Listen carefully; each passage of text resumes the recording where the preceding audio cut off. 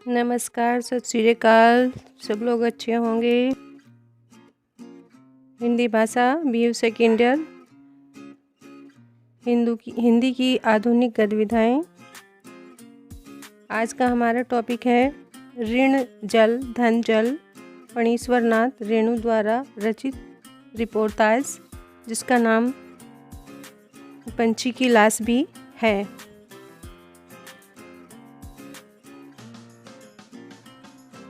इस विधा का नामकरण रिपोर्ट के आधार पर हुआ है। रिपोर्टाज शब्द मूलतः फ्रेंच भाषा का है, जो रिपोर्ट का समानार्थी है, लेकिन सरकारी रिपोर्ट से बिल्कुल अलग होता है। इसमें लेखक केवल आंखों देखी घटनाओं का कलात्मक अभिव्यक्ति का वर्णन करता है और स्वयं दर्शक के रूप में विद्यमान रहता है। रिपोर्टाज की घटना और परिवेश यथार्थ होते हैं।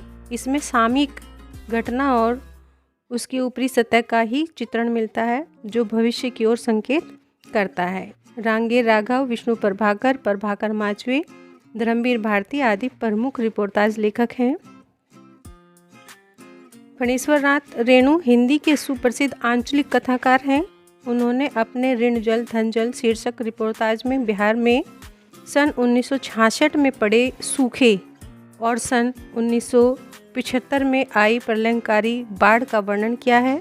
ऋण जल का तात्पर्य है जल की कमी अर्थात सूखा। धन जल का तात्पर्य है जल की अधिकता अर्थात बाढ़। सन 1966 में बिहार में भयानक सूखा पड़ा।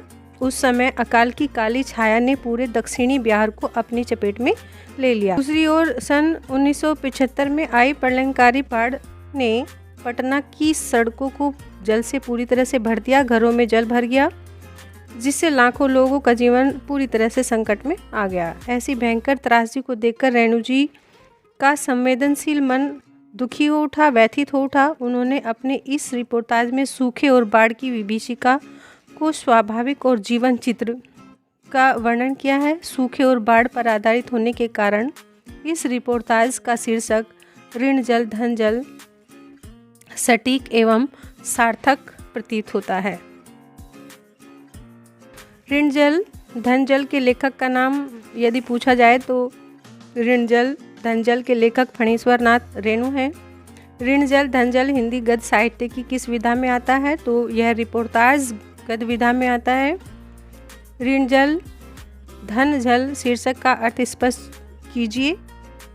यदि यह क्वेश्चन आता है तो ऋण जल का अर्थ है जल की कमी अर्थात सूखा, और धन जल का तात्पर्य है जल की अधिकता अर्थात बाढ़। सावन भादो नामक करुण ग्राम्य गीत कौन गाती थी? यदि पूछा जाए तो सावन भादो नामक करुण ग्राम्य गीत रेणु जी की बहन अपनी सहेलियों के साथ गाती थी। फणीश्वर नाथ रेणु की किस कहानी में महुआ घटवारिन का प्रसंग आया है? तो उत्तर में आपको लिखना है तीसरी कसम उर्फ मारे गए गुलफाम।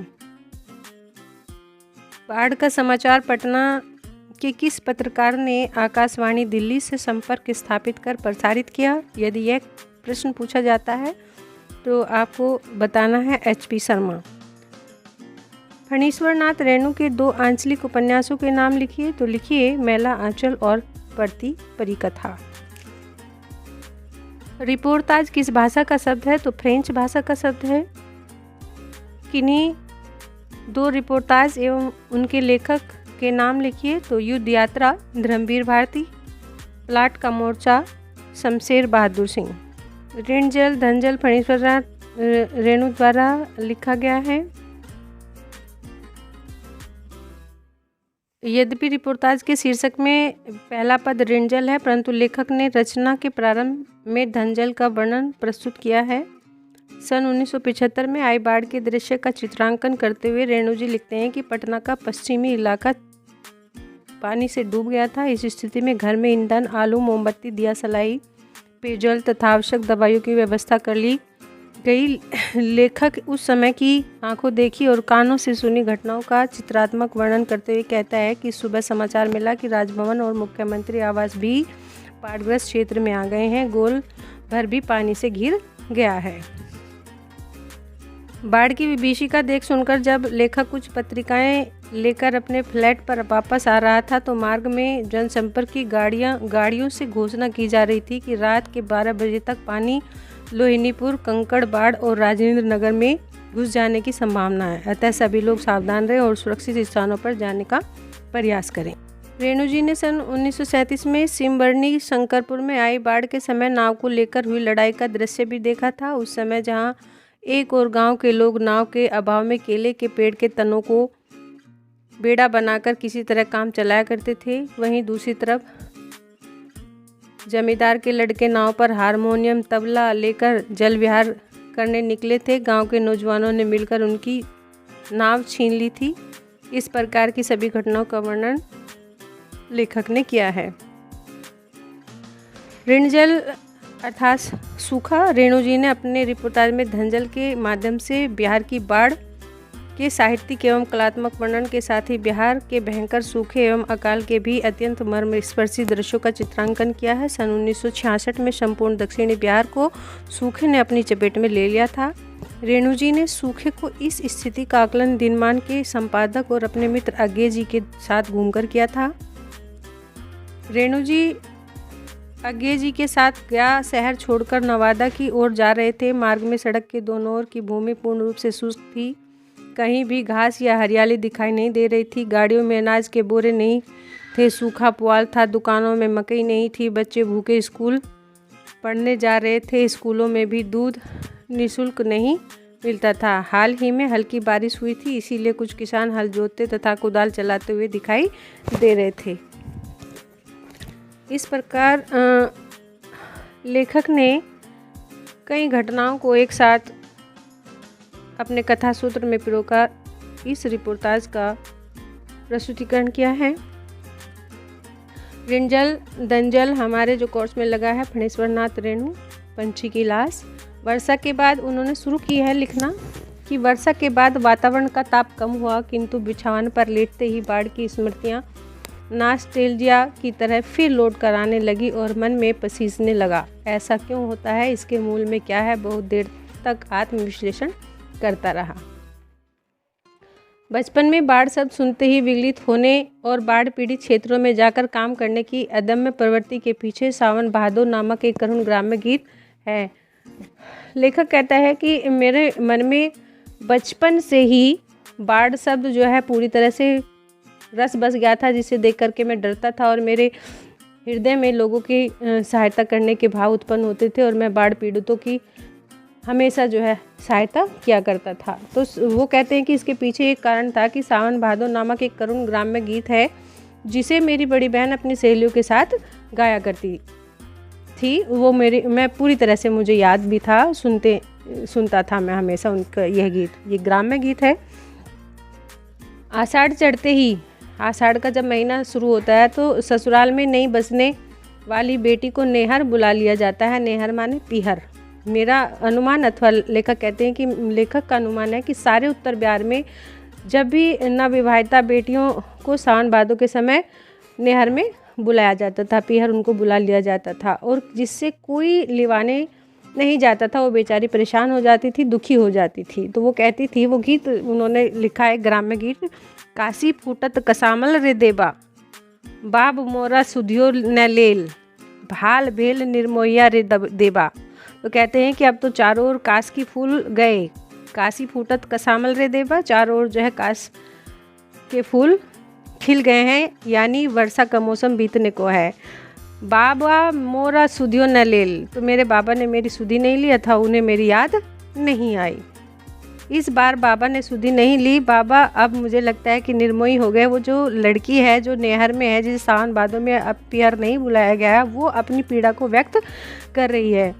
भैया को ज़मीन जगह के मामले में हमेशा कचहरी में रहना पड़ता है। भैया भेल कचहरिया रे देबा, भाऊजी बिसरी कैसे गिल। तो कहते हैं कि भाभी कैसे भूल गई, भाभी को तो नहीं भूलना चाहिए था, भाभी को तो मुझे याद रखना चाहिए था और यहाँ से लिवा ले जाना चाहिए था। तो आगे कहते हैं लेखक की भाभी भूली भी नहीं थी। भाभी ने फिर अपने पति को अपनी ननंद को लिवाने के लिए भेज दिया, और जब वो ननंद को अपने पति को लेने भेज देती है भाभी, तो ननंद खुश हो जाती है। वो कहती है, हारे सुन सखिया सावन बहादुर केर उमड़ल नदिया, भैया आइले बहिनी बोलावे, ले सुन सकिया ओ ननद सखी, सावन भादों की नदी उमड़ी हुई है, फिर भी मेरे भैया मुझे बुलाने आ गई है। वो जो लड़की है वो अपनी ननदों से और अपनी सखियों से कहती है कि इतनी परेशानियों के बीच भी मेरा भाई जो है मुझे लिवाने के लिए आ गया है।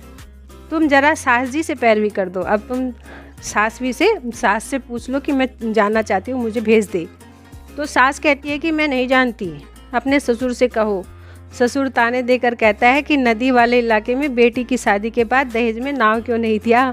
तो ससुर जो है दहेज का ताना दे देता है। तो ये लड़कियों की, शादीशुदा विवाहित लड़कियों की परिस्थितियों को यहाँ दर्शाया गया है कि किस तरह से एक लड़की जो है पहले आस करती है कि मेरा भैया मुझे लेने आएगा, फिर भैया आने के बाद वो किस किस से पूछती है, फिर ताने सुनती है। बाद में फिर वो पतिदेव कुछ शर्तों के साथ उसे विदा कर देते हैं, तो वो राज़ी हो जाती है, खुश हो जाती है। ससुराल की दुखिया दुल्हन हंसी खुशी से भाई के साथ मायके की ओर विदा होती है। लेकिन नदी के घाट पर आकर देखा कहीं कोई नाव नहीं। अब क्या करें? भाई ने हिम्मत से काम लिया। काश कुछ काटकर मूंज की डोरी बनाकर और केले के पौधों के तने का एक बेड़ा बनाया, छोटी सी नाव बनाई। उस पर सवार होकर भाई बहन उमड़ी हुई कोसी की धारा कोसी नदी की धारा को पार करने लगे। किंतु बीच नदी में पहुंचते ही लहरें तेज हो गई, बेड़ा डगमग करने लगा और आखिर क्या हुआ कि फिर एक गीत उन्होंने लिखा है फणीश्वर नाथ रेणु जी ने कि कटी गेल काशी कुशी, छितरी गेल थम्बा, खुली गेल मूंज केर डोरिया रे, सुन सिखिया बीच ही नादिया में अइले हिलोरवा, छूटी गेले भैया केर भैया रे सुन सखिया। नदी के उताल तरंगों और घूर्णी चक्र में फंसकर बेड़ा टूट गया। भाई का हाथ छूट गया और भाई का बेड़ा डूब गया। भाई ने तैरकर बहन को बचाने की पूरी कोशिश की, लेकिन वो उसे नहीं बचा पाया। डूबती हुई बहन ने अपने अंतिम संदेश में कहा कि माँ के नाम, बाप के नाम, फिर किसी बेटी को सावन भादों के समय नेहर बुलाने में कभी कोई देरी ना करे, और देरी हो जाए तो जामुन का पेड़ कटवाकर नाव बनवाए, तभी लड़की को लिवाने के लिए भेजे।